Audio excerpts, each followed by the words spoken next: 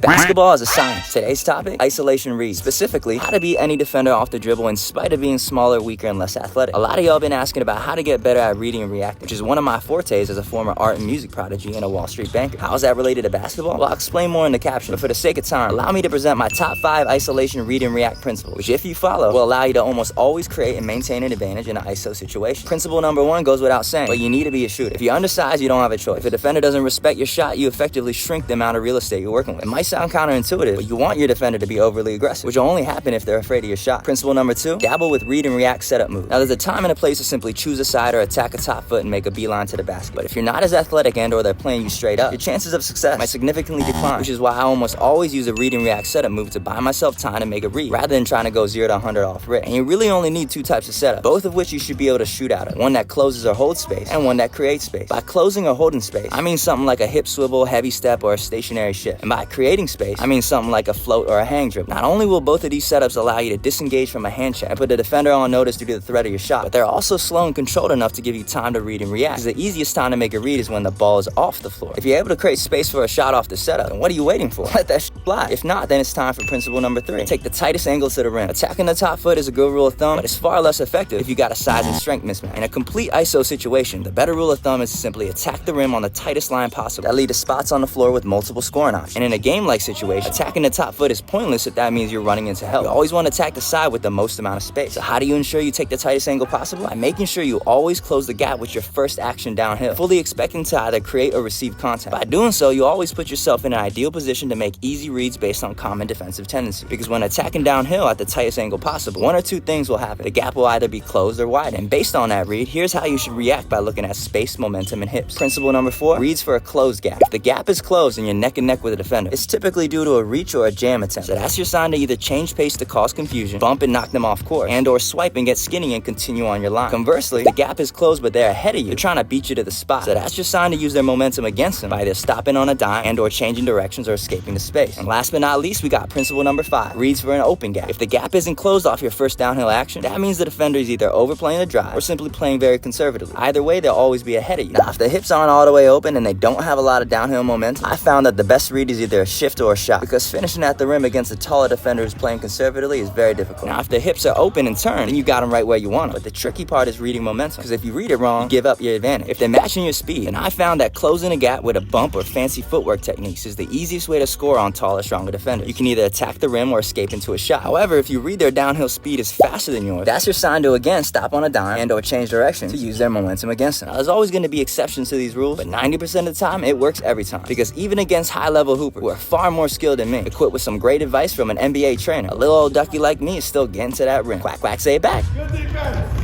Better offense.